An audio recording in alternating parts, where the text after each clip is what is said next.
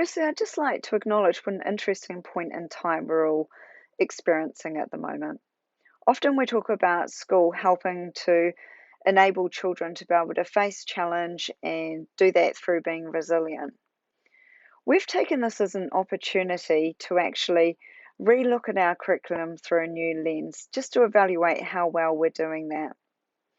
So we want to be able to prepare our children for more than just getting a good job and a high income. We actually want them to be able to care about their own well-being of themselves, their friends and their families, the communities and the planet. Our school's always had a really strong focus on dispositions, and we still do that.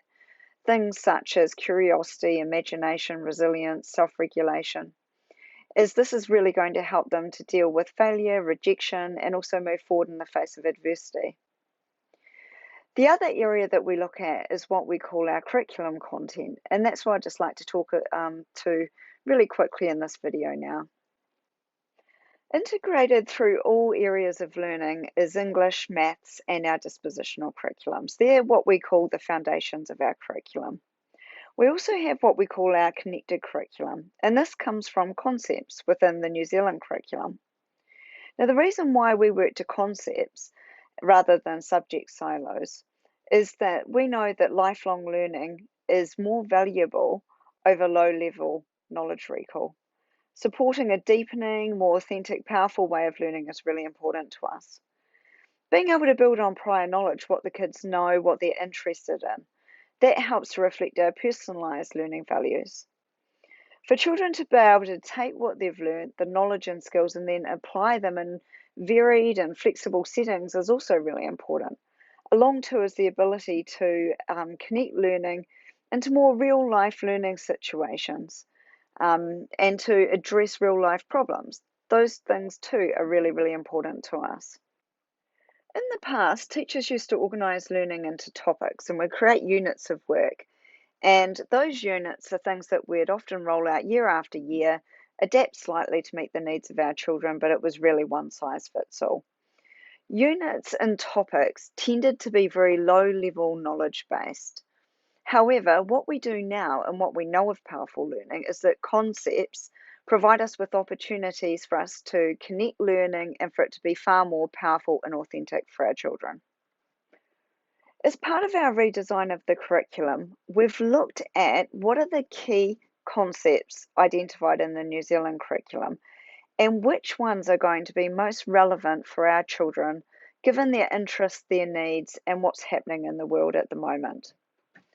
These concepts appear sometimes in multiple learning areas, and this is what gives us the opportunity to connect learning naturally and to create a more integrated, authentic curriculum. Take, for example, the idea of change. We could explore the notion of change if we look at health and fitness within that context, or you might look at change in a science context where you might be looking at changes in physical materials and whatnot. So what we do is we take these concepts and we unpack from them what are the big ideas of these concepts related to our children. Here's an example of where we've taken the idea of identity as a concept. And through that, we might teach our 5-year-olds what it means to be unique, that we're all special. But for our older children, it might be appropriate for us to explore inequity and understanding how our unconscious bias impacts our interactions. And in this way, we can build on learning over the different levels and developmental stages for our children. A way in which we structure learning so it builds on itself across a year is we use what we call our conceptual Velcro lenses. So at the start of the year, we start exploring who we are, which means really looking at ourselves as individuals and our families and our heritage and our whakapapa and origins. And then from that, we build on that and we start to look outwards and we look at social connections and responsibility. Those lenses that we've created come from research, what's on top, and what we know about our needs of our learners. Now, the reason why we've chosen to look at social connections and responsibility is because we understand the importance of what being socially connected means for our children and for us as humans.